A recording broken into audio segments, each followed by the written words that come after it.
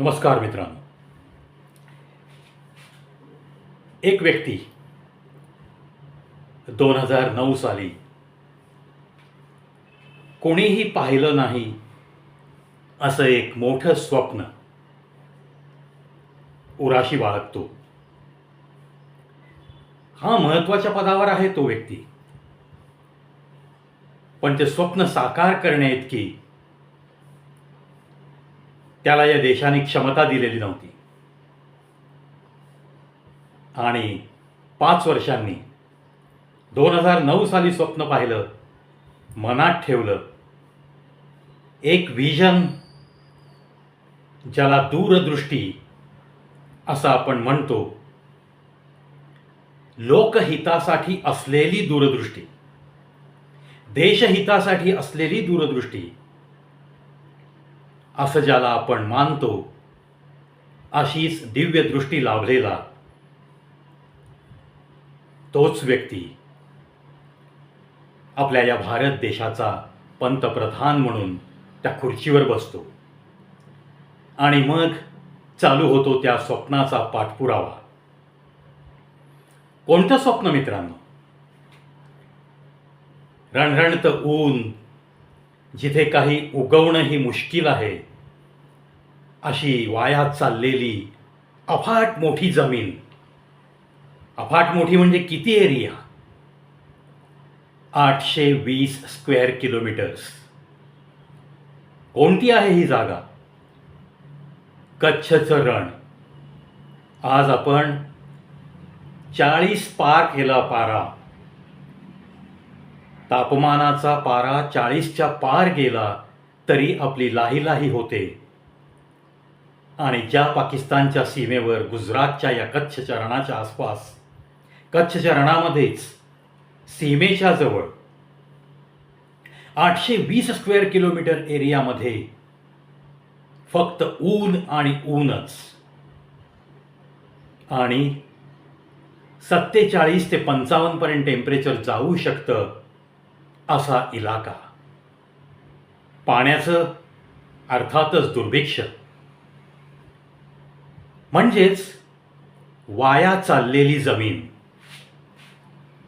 आणि त्याच्यातनं एक व्यक्ती स्वप्न पाहते, जे तुम्हाला स्वप्नात सुद्धा आपण हे स्वप्न पाहू शकत नाही, इतके आपण कॉमन आहेत. म्हणूनच that person has a great vision असंच मानावंच लागेल आपल्याला. आज जे आपल्या भारत देशाचे पंतप्रधान आहेत, त्यांनी मुख्यमंत्री असताना गुजरातमध्ये हे स्वप्न पाहिलं होतं की कच्छच्या रणामध्ये मी एक रिन्युएबल एनर्जीचा जगातला सर्वात मोठा प्लांट साकारू शकतो का. मग तो गुजरातच्याच सरकारमध्ये बसलेले असताना पूर्णत्वास जाणं महाकठीण. कारण तेवढे अधिकार एखाद्या मुख्यमंत्र्याला नसतात. तेवढा पैसा उभा करण्यासाठी त्याला सेंट्रल मिनिस्ट्रीकडं नक्कीच हात पसरावे लागतात. आणि योग चांगला आपल्या देशाच्या दृष्टिकोनातनं की तीच व्यक्ती जेव्हा पंतप्रधान म्हणून विराजमान झाली, तेव्हा हा प्रोजेक्ट हळूहळू मार्गी लागण्यासाठी सर्व काही नियमावली तयार केली गेली. आणि आज एक राष्ट्रीय कंपनी NTPC, 2 गुजरातच्या कंपन्या GSEL आणि GEPCL, आणि एक private limited company Adani Greens private limited, अशा 4 कंपन्या मिळून 820 स्क्वेअर किलोमीटर एरियामध्ये, ज्या ठिकाणी वाऱ्याचा वेग सुद्धा जास्त आहे आणि सूर्याची किरणं जास्तीत जास्त प्रखररित्या एकत्रित येण्याचं हे ठिकाण आहे. मग या दोन्ही गोष्टींचा फायदा जगातला मोठ्यात मोठा रिन्युएबल एनर्जीचा प्लांट उभा करण्यासाठी आपण वापरू शकतो. हे स्वप्नच उराशी येणं, यालाच प्रथम या प्रवीचा कडक सॅल्यूट. मित्रांनो, जेव्हा एक ध्येय घेऊन माणूस झपाटून जगायला सुरुवात करतो, तेव्हा देवसुद्धा त्याला नक्कीच साथ देतो. असंच काहीसं या प्रोजेक्टचं काम जवळपास 2027 पर्यंत पूर्णत्वास जाईल इतक्या गतीनं चालू आहे. मग याच्यामध्ये कोणते कोणते आस्पेक्ट्स, याच व्यक्तीच्या मनातली स्वप्न साकार होताना इतर पण स्वप्न कशी साकार होत गेली, त्याचं हे एक चांगलं उदाहरण. मेक इन इंडिया, आपण आपल्या देशातल्या उद्योगधंद्यांना प्राधान्य द्यायचं ठरवलं आहे. स्टार्टअप जे सुरू करतायत त्यांना कर्जाची सुविधा उपलब्ध आहे.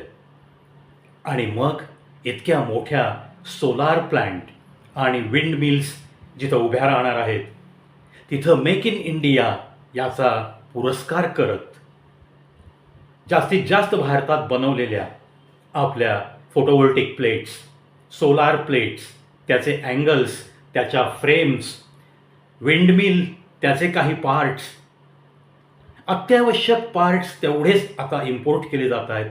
आणि ते सुद्धा इम्पोर्ट बंद होऊन खर्चाचा आकडा कमी व्हावा म्हणून त्याचं उत्पादनसुद्धा भारतात सुरू होणार आहे. मित्रांनो, 820 स्क्वेअर किलोमीटरचा एरिया हा एक वेस्ट लँड म्हणून त्याच्याकडे नुसतं आपण पाहत बसलो होतो वर्षानुवर्ष. आणि आज that waste land can be converted into the best land by producing a huge renewable energy for our India. किती उत्पादन होणार आहे विजेचं? आकड्यांचा जर विचार केला तर 9,500 करोड युनिट बिल. आपलं हे 9,500 करोड विजेचे युनिट्स, इतकी वीज तिथे उत्पादित होईल. म्हणजेच ॲव्हरेजली 2 करोड घरांना वर्षभर वीज पुरवठा करता येईल एवढं विजेचं उत्पादन by way of this renewable energy plant आपला देश सुरू करणार आहे. स्पृहणीय बाब आहे. जो व्यक्ती या देशासाठी काही स्पृहणीय काम करतो, तो भले कोणीही असो, तो अभिनंदनास पात्र असतो. तुमचे वैयक्तिक हेवे दावे मतभेद या गोष्टी चालूच राहणार आहेत, त्याच्याबद्दल नाहीये. जो कोणी आहे, जिथं कुठं कोणी चुकतोय त्याला चुकतोय एवढं सांगण्या इतकी आपल्याकडे लोकशाही अजून तरी जिवंत आहे. नक्कीच मित्रांनो, कच्छच्या रणात हा सर्वात मोठा प्रोजेक्ट आपल्या भारत देशात होतोय. खूप कमी लोकांना ही माहिती असते. ग्रामीण भागामध्ये हा व्हिडिओ पोहोचला पाहिजे आणि जास्तीत जास्त लोकांना याची माहिती झाली पाहिजे, म्हणूनच हा मराठीमध्ये खटाटोप. चला, अदानी ग्रीन्स ही प्रायव्हेट लिमिटेड कंपनी, ती पण राबतीये. गुजरातच्या 2 कंपन्या राबतायत आणि NTPC आपली राष्ट्रीय कंपनी, याच्या सगळ्या संयुक्त सहकार्याने इतका मोठा प्रोजेक्ट आपल्या डोळ्यासमोर त्याचं काम चालू आहे. एखाद्या तीर्थक्षेत्राला भेट नाही देता आली तरी चालेल मित्रांनो, पण अशी जी मोठी कामं आपल्या सरकारने हाती घेतली आहेत, ज्या तुमच्या आमच्या टॅक्सच्या पैशाचा योग्य विनियोग आपल्या डोळ्यासमोर बघायला मिळतो, तर याच्याशिवाय चांगलं तीर्थक्षेत्र दुसरं असू शकत नाही असं मी तरी मानतो. आणि आपल्या या भारत देशाच्या या मोठ्या प्रोजेक्टला, जो जगातला सर्वात मोठा रिन्युएबल एनर्जीचा प्रोजेक्ट म्हणून गणला जाणार आहे, आणि 2027 त्यांनी टार्गेट ठरवलं आहे, त्या 2027 पासून 2 करोड घरांमध्ये वर्षभर वीज पुरवठा करता येईल इतकी 9,500 कोटी युनिटची वीज आपल्याला तिथे उत्पादन होताना दिसणार आहे. मोठमोठ्या विंड मिल्स लावलेल्या आहेत आणि एवढ्या मोठ्या एरियामध्ये सोलारच्या प्लेट्स लावलेल्या. मग या सोलारच्या प्लेट्सवरती या कच्छच्या रणामध्ये वादळं पण होतात, तेव्हा धूळ उडणार. मग या प्लेट्स साफ कशा करायच्या? पाणी तर नाही आहे.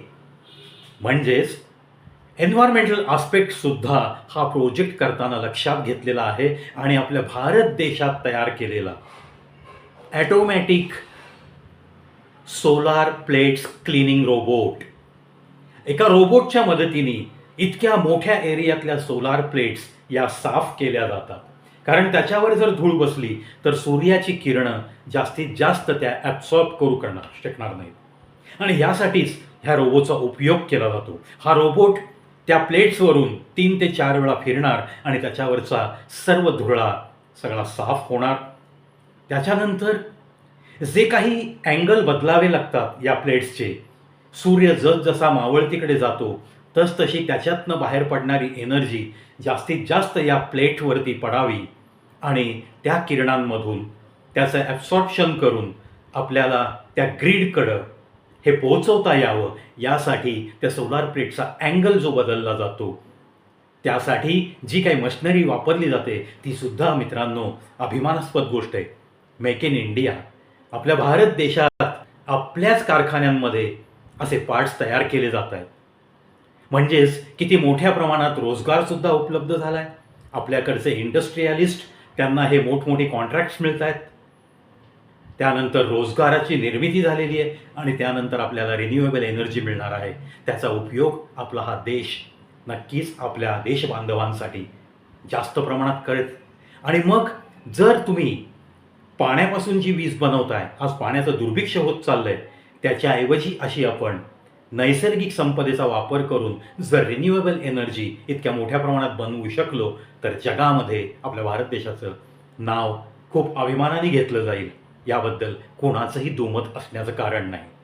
चला, इतक्या मोठ्या प्रोजेक्टला लवकरात लवकर यशस्वीपणे हा प्रोजेक्ट पार पडावा आणि त्याच्यातनं प्रोडक्शन सुरू व्हावं, विजेचं उत्पादन सुरू व्हावं आणि जास्तीत जास्त दुर्गम भागामध्ये जिथं वीज पुरवठा अजून पोहोचला नाही अशा लोकांच्या घरात सुद्धा एखादा दिवा लागावा, याच अपेक्षेसह चलतो मित्रांनो. या प्रोजेक्टला मन भरून खूप खूप शुभेच्छा आपण सर्वांनी मिळून देऊयात, कारण शेवटी हा आपल्या भारत देशाचा अभिमान असलेला प्रोजेक्ट आहे. आपण असं जर शुभेच्छा देत राहिलो मनापासून तर नक्कीच असे प्रोजेक्ट यशस्वी होत राहतील आणि खरोखर इस देश का बच्चा बच्चा कह सकेगा कि सच में मेरा भारत महान, मेरा भारत महान. जय हिंद, जय भारत.